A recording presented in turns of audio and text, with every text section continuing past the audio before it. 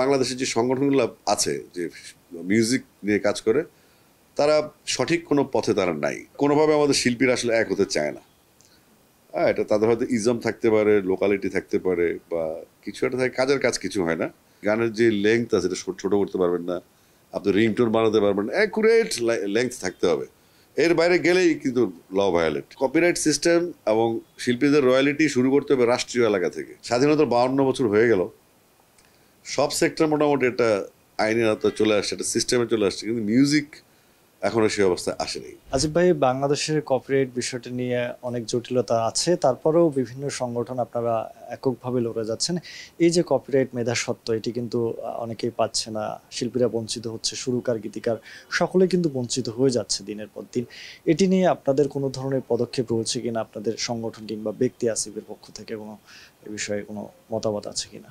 আমাদের যে সংগঠনগুলি আছে তারা দেখি আলোচনা করে, তাদের মিটিং করে, আমি তাদের কোনো কাজ দেখি না আসলে এফেক্টিভ। এটা মূল কাজটা হচ্ছে যেভাবে আমি শুরু করেছিলাম এই কপিরাইট সোসাইটির আগে যিনি কর্মকর্তা ছিলেন, আমি তাকে সাজেস্ট করেছিলাম যে আপনি যেহেতু কোম্পানিগুলো একটা বিরাট কন্ট্রিবিউশন বাংলাদেশে আছে, তাদেরকে অ্যাভয়েড করা যাবে না। আপনি শিল্পী, সুরকার, কম্পোজার এবং শিল্পী, সুরকার, গীতিকার এবং কোম্পানিকে ইকুয়ালি ভাগ করে দেন। শীর্ষের অনুভূতি থেকে মুক্তি দেয় মাত্র 30 সেকেন্ডে। Pepsodent sensitive expert. তো উনি প্রপোজালটা মেনেছেন এবং ওই প্রপোজালে তিনি কিন্তু আইনটা করেছিলেন। আমার প্রশ্ন হলো, আরেকটা প্রশ্ন আমি তাকে উত্তর আরেকটা সাজেশন আমি দিই না, আমি বললাম গানটা যখন ডুয়েট হবে তখন ভাগটা কীভাবে হবে। তো উনি এটা যখন আইনটা করে ফেললো তখন তো আর ভাগ করার সুযোগ নেই, তখন আমি বললো যে গানের সেক্টরটা দুই ভাগে ভাগ হয়ে যাবে। তো এটা আজগুবি আলাপ। তো কপিরাইট সোসাইটি নেই আমাদের, যেটা ইন্ডিয়াতে 1943-তে এস্টাবলিশ, ব্রিটিশ আমলেই। তো এটার জন্য আমরা কাজ করেছি 2003 থেকে, বাট কোনোভাবে আমাদের শিল্পীরা আসলে এক হতে চায় না। হ্যাঁ, এটা তাদের হয়তো ইজম থাকতে পারে, লোকালিটি থাকতে পারে, বা কিছু একটা থাকে, কাজের কাজ কিছু হয় না। আর ফিল্মের একটা বড় ইস্যু আমার মাথায় সবসময় থাকে, সেটা হচ্ছে আমাদের আসলে গান বলতে প্রাচুর্য ফিল্মে, এবং রেভিনিউ যা আসে ফিল্মের গানই আসে, এবং ফিল্মের গানের যে রেজুলেশন আছে, প্রডিউসার হচ্ছে এটার মালিক। তো আর প্রডিউসারকে, যিনি প্রথম ফিল্মটা তৈরি করেছিলেন তিনি প্রডিউসার, আসল প্রডিউসার। যিনি পরবর্তীতে ফিল্মটা কিনেছেন তিনি কিন্তু প্রডিউসার না।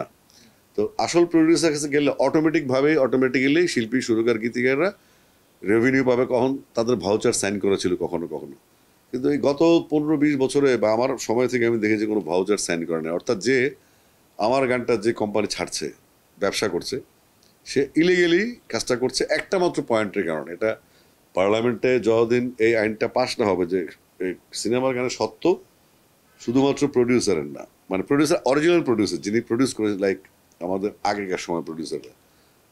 তো এটা আসলে আমার মনে হয়, আমি স্পেসিফিকভাবে বলতে চাই, অনুপম সহ দুই একটা কোম্পানি, তারা মনোপলি খেলছে এবং তারা একচেটিয়াভাবে ফিল্মের গানগুলো নিচ্ছে কেটে, যেগুলো নিষিদ্ধ, যে আপনি গানের যে লেংথ আছে এটা ছোট করতে পারবেন না, আপনি রিংটোন বানাতে পারবেন না, অ্যাকুরেট লেংথ থাকতে হবে। এর বাইরে গেলেই কিন্তু ল ভায়োলেট। তো এটা হচ্ছে কি, আমাদের গত 10-12 বছর 15 বছর অনেক শিল্পীরা পার্লামেন্টে গেছে, তারা এটার কোনো অ্যাক্টিভ কোনো ভূমিকা নেয়নি।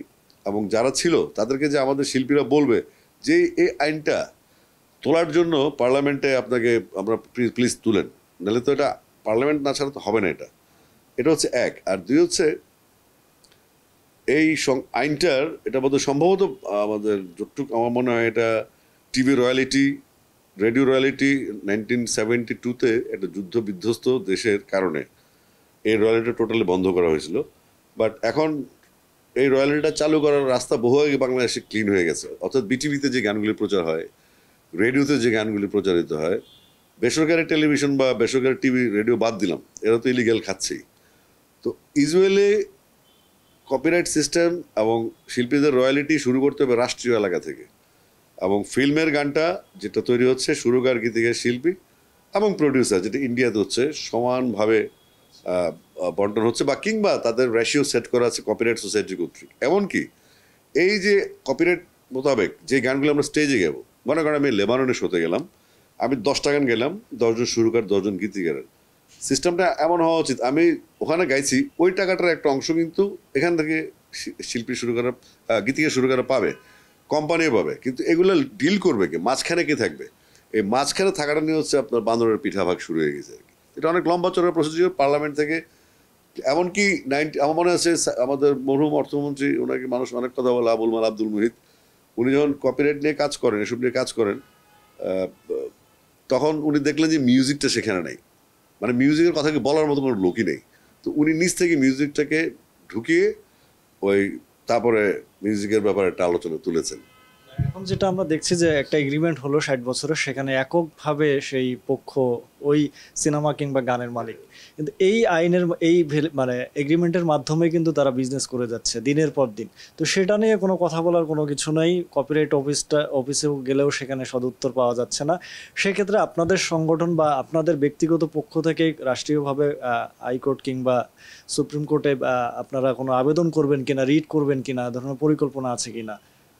আমি তো কোনো সংগঠনের সাথে জড়িত না, আমি একলাই আমার দল, এটা আমি আগে থেকে আছি। আর আমি যেটা করি, আমার যে গানগুলি, আমি প্রথম বলছিলাম আমাদের দুজন গীতিকার সুরকার যারা আমার বিরুদ্ধে মামলাটা আমরা নানা রকম প্রপাগান্ডা চালিয়েছে, তাদের ইস্যুর কারণে, তাদের কারণে বেসিক্যালি শিল্পী এবং কোম্পানির সাথে দূরত্ব তৈরি হয়, এবং টেলিফোন কোম্পানিগুলো যারা রিংটোন বা গান প্রোভাইড করতে অ্যাপে, তাদের সিইওদেরকে ঠুনকা মামলা নিয়ে কোর্টে দাঁড় করানো হতো। এখন আপনি দেখেন কোনো টেলকোতে গান বাজনার বিশাল বাজার ছিল, ওই দুটো লোকের কারণে এটি নষ্ট হয়ে গেল। আর ওই দুটো লোক কিন্তু ওই সংগঠনগুলো তো আছে। তো সুতরাং আমি মনে করি না যে বাংলাদেশের যে সংগঠনগুলো আছে যে মিউজিক নিয়ে কাজ করে, তারা সঠিক কোনো পথে তারা নাই। এবং আমি তাদের খাওয়ার দাওয়ার, বছরে একটা নির্বাচন, উত্তরীয় প্রধান, জন্মদিনের শুভেচ্ছা ছাড়া তাদের আর কোনো কাজ দেখি না। তো এদেরকে দিয়ে আসলে এটা হবে না। এরা হয়তো খাতিরে আছে বা ছোট জায়গা, সবাই সবাইকে চিনে, কে কার শত্রু হবে। তো এগুলো আসলে আইনের ব্যাপারগুলো এভাবে হয় না, যেগুলো বেসিক সেগুলো বেসিক্যালি আগাইতে হবে। তো এই ক্ষেত্রে আমি কোনো উদ্যোগ দেখছি না। আর আপনি যেটা বললেন কোর্টে গিয়ে হলে কিছু হবে না, এই কারণে আপনি একবার কোর্টে যাবেন, আমি জানি কোর্টের 2 লাখ মামলা চলে যাবে, এমনি মামলার চাপে আছে বাংলাদেশ।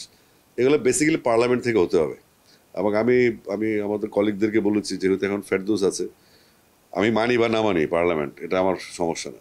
আমার সমস্যা হচ্ছে যে শিল্পীদের এই দীর্ঘদিন ব্যাপী, স্বাধীনতার 52 বছর হয়ে গেল, সব সেক্টর মোটামুটি একটা আইনের আওতায় চলে আসছে, একটা সিস্টেমে চলে আসছে, কিন্তু মিউজিক এখনো সেই অবস্থায় আসেনি। আর 60 বছরের যে চুক্তিটা, সেটা হচ্ছে ওই যে অবিশ্বাস কোম্পানির সাথে শিল্পীদের, ওই দুটো লোকই কিন্তু ক্রিয়েট করে ফেলছে। এখন কোম্পানি অবিশ্বাস করে, এবং আপনি খুশি মানে আপনি অবাক হবেন যে আমার বিরুদ্ধে মামলা করেছিল, সে যে কপিরাইট আইনে মামলা করেছে আমার বিরুদ্ধে, সেই মামলার তো কোনো ভিত্তিই নেই, সেই মামলাতে আমি জিতে গেছি। সে তার গানগুলি সাউন্ডটেককে এককালীন বিক্রি করে দিছে। তো এখন তাহলে মামলার কি দাঁড়ায়? অর্থাৎ যিনি স্রষ্টা বলেন যে গানের, আমরা তাদেরকে সুযোগ দেওয়াতে তারা গান লেখার সুযোগ পেয়েছে, পরবর্তীতে আমরা হয়ে গেছি তাদের মীর কামাজ হয়ে গেছি, আমরা তার হয়ে গেছি গিয়ে আয়ের মাছ। তো এখন কি হলো, এখন তুই গানটা বেচে দিলি, আমি তোমার গানটা বিক্রি করিনি। আমার আইন হচ্ছে যতক্ষণ পর্যন্ত কপিরাইটের সঠিক নিষ্পত্তি না হবে, গীতিকার, সুরকার, কোম্পানি এবং আমরা যার যার চ্যানেলে গান আপ করে যার যার রেভিনিউ নেব, কেউ কাউকে ক্লেম করবো না। একটু হলো শান্তিপূর্ণ অবস্থান। কিন্তু আমরা তো দেখছি 60 বছরের লিখে নিয়ে সে মালিক হয়ে যাচ্ছে, এটি মেধাস্বত্ব আসলে কি বিক্রি হওয়ার মতো বিষয়?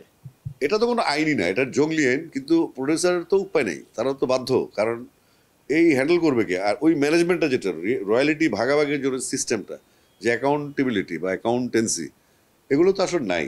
দেখা যাচ্ছে আপনার একটা ভালো অ্যাকাউন্টেন্ট রাখতে 2-2.5 লাখ টাকা বেতন আসবে, যার রেভিনিউ তো আসে না। তো এই সিস্টেমটা ডেভেলপ করে নেই বাংলাদেশে। অসংখ্য ধন্যবাদ আসিফ ভাই আপনাকে। Thank you.